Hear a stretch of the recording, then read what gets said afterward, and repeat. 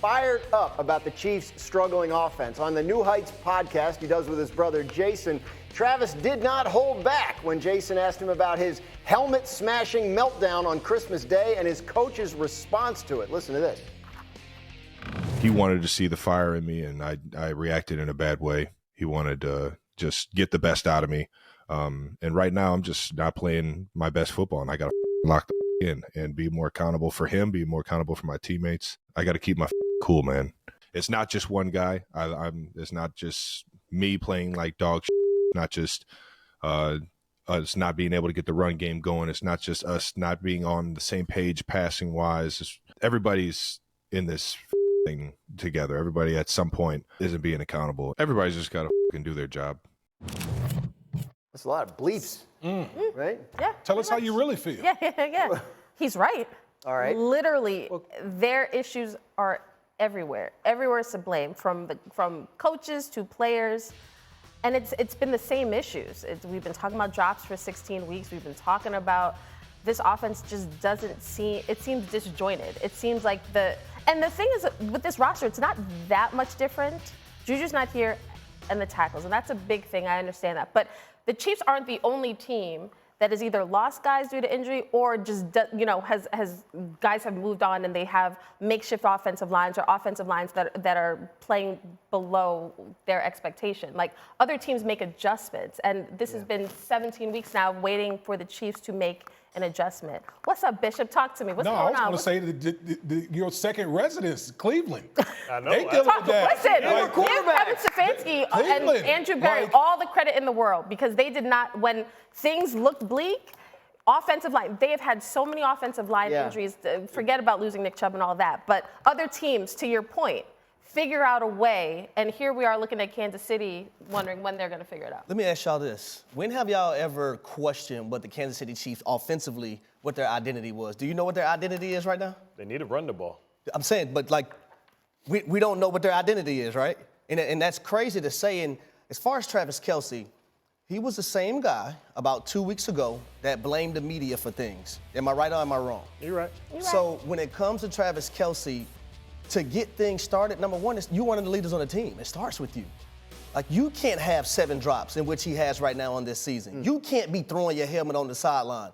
You have to lead by an example with your play and with your actions. So I would like for him to say in that clip, I understand that everything collectively has to come together, but I want to hear him say, you know what, it starts with me as well. I got to be better. If I play better, the rest of everyone else will follow suit, because he hasn't been the same Travis Kelce we've seen in the past.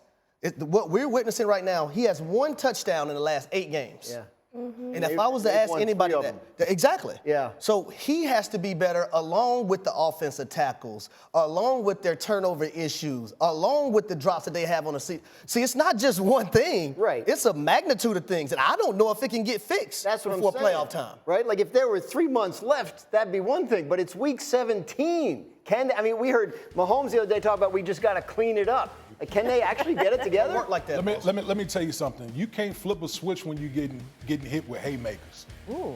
You can't flip a switch when you're getting hit with haymakers. You know what the Raiders did? They came in and gave them haymakers. Okay, we can talk about the drops, this and that, but when you get beat up physically, there is no coming back from that. And that's what I saw. I'm sitting back watching the game. I'm like, oh my God! Like, these dudes are getting punked. Like, the Las Vegas Raiders came in their house, put their feet up, got some drink Max out of, Crosby got in some the stuff out of the fridge, yes. refrigerator, all of that. Okay. You're like, they did all of that, Dan. Like, when that type of stuff starts happening, there is no coming back from that. Okay. None. In fairness, though, I agree, Bishop, I agree. But can the First Lady ask one question? Sure, go ahead. Is their quarterback not number 15? Do we not get, we're now saying that Patrick... He's not playing his best. He's not playing his best ball either. I know it's not his best, I know. But part of it is the fact that he is pressing, he is literally, him and Kelce are exhausted and frustrated because Patrick's literally trying to scream, shout on the sideline, telling his offensive line, do your job, be better, be dogs and all that, and nothing's happening. But again, can you really count out the Chiefs? Yes. Yes. Yes. All right. I'm going off of what you see. what I see. I got you. What you show me on tape is your resume. That's all I can go off. I'm not going off of last year or anything because like Coach Belichick used to tell us, each year, each team is different. Yeah. I'm going off of what I see right here, right now. But they're still going to be in the playoffs. They're still division champ. Right. And 15 is still their quarterback. It's a harsh reality, right? And, dynasties fall. They always do. And windows open and windows close. And we're witnessing the end of a dynasty, of an era, right? Because the reality is they missed on Sky Moore. When you start to play guys the top end money and reward them for the success of the team, when you pay the tight end the highest paid tight end, when you make the D tackle the highest paid D end, when you make the quarterback the highest paid quarterback, then that credit card receipt is due. And it costs you Frank Clark. It costs you Tyreek Hill. And the issue is you have to replace these players. We're watching the same thing happen in Golden State, right? The end of an era when people get old. I don't know how old you were, Woody, or what season it was, you, Harry, when you realized that you weren't the same person that you was just 8 months ago. I used to have this arm over move. D-Wood, you witnessed it firsthand. Couldn't nobody stop it. Then one day, a young dude, Bilal Powell, caught me underneath my armpit. I'm like, yo, this work on everybody. I'm like, yo, I ain't the same dude. Like, he caught me in my armpit. I always win, son. But now what we're seeing is Kelsey can't create that separation. He can't be special. And what happens is that receipt costs you Orlando Brown Jr. And what happens is now you got to become a force multiplier. That's why last year's Super Bowl was so important. With the stunning news out of the NFL yesterday, Broncos benching quarterback Russell Wilson in a move that likely ends his time with the team. Denver's lost 3 of his last 4 games, and yesterday when he was explaining this decision, Sean Payton, their head coach, was asked if Wilson was being scapegoated for the struggling offense. Here's what Payton had to say about that. I can't replace the entire offensive line. I can't bring in 5 new receivers, and if it continues over a period of time, then there'll be another guy here talking to you as well. I can just assure you one thing. I'm just interested in winning. Just to remind you what the Broncos gave up to acquire Russell Wilson. It barely fits on the screen. They had to use an extra small print here to see all this. The 10 combined players and picks were the most in any trade since the infamous Herschel Walker deal in 1989 between the Cowboys and the Vikings. And then remember, they signed him to a contract extension on top of that. Here to talk more about this is former NFL GM and current Millennium Falcon runner Mike Tannenbaum. Mike T, what are you doing? Where are you? And what was your reaction to this move? I'm channeling my inner Paul Feinbaum. I'm at the JetBlue Lounge here in Fort Lauderdale, heading back up. But Dan, this will go down arguably as the worst trade in the history of the NFL because in addition to the graphic you showed, next year, the Denver Broncos, presumably, when they release, Russell Wilson will have $85 million on their cap and no player. So when you think about 2 1s, 2 2s, Drew Lock, Noah Fant, and $85 million in dead money, that will go down in its totality as the worst trade in the history of our league. And look, the Broncos obviously have a lot to figure out still in terms of how they're going to get a quarterback given those financial constraints that result from all that dead money. They have a lot to figure out. But I'm curious, Mike T, about the other side of this and Russell Wilson. Sort of what happens next for him? Do you think he ends up somewhere else? Or are there going to be teams that are interested in bringing him on at this point in his career? Dan, I think you look at a situation like Baker Mayfield, who was a veteran that had to move on, obviously went to the Rams and has now done really well in Tampa. So I look at teams like the Atlanta Falcons, the New Orleans Saints, where he could go in next year and compete in a meaningful way to be a starter. Because in fairness, he has not played poorly. This is obviously a financial decision. They didn't want to have guaranteed money into 2025 with Russell Wilson. So I think he'll have a chance to compete. The other team, if I was the New York Giants, I would have him and Daniel Jones compete and let the best player play. But he will have a chance in a Baker Mayfield sort of way next year to be on a team and possibly start. We can't handle a Russ residency in New York. We can't. That's too much for us. Russ and Aaron Rodgers in the same. We thought the Tim Tebow. That was bad. That was rough. That was rough. This would be just like that. But I want to ask Mike this though, Mike. At what point is Sean Payton going to make the play to try and run and take more power from George Payton, who put the team in this mess? Because at some point, doesn't he have to be held accountable?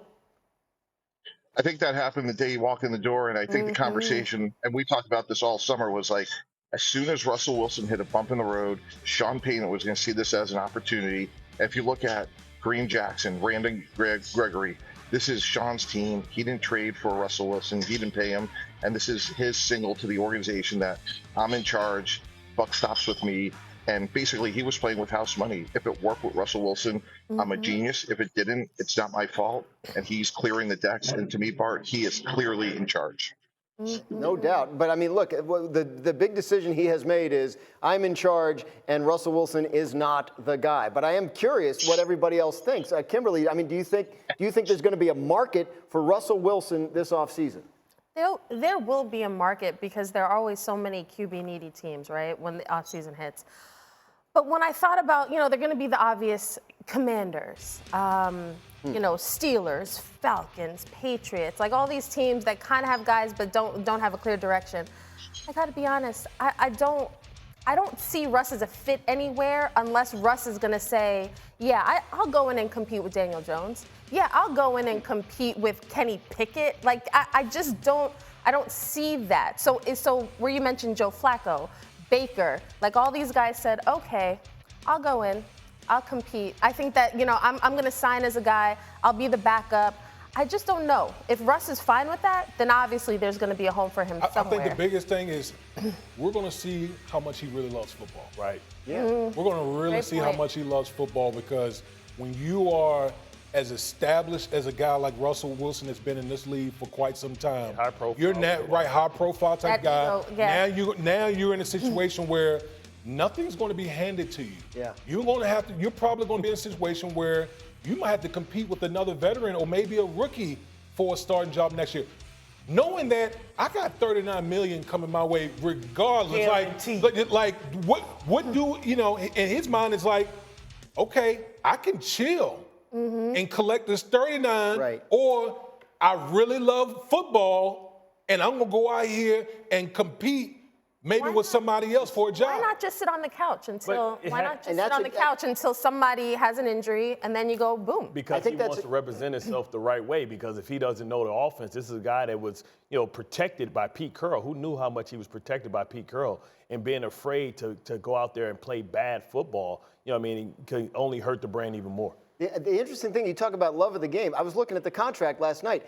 It has offset language. So, what that means is the $39 million, anything he signs for next year with another team, the Broncos get that back. He can't make any money unless somebody gives him 40, right? So, if I say pay me $1. We want it. Well, for me, I'm going to go with the Pittsburgh Steelers because I like the two young running backs that they have, Najee Harris and Jalen Warren.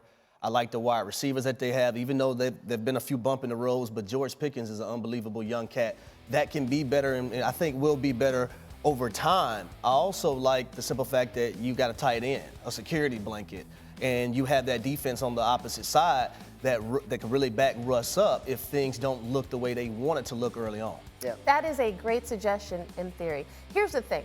The Steelers were in this position a couple years ago before they drafted Pickett. Like, they could have gone out and talking to people in that organization, they're like, we don't go out and get high price free agent. We just don't.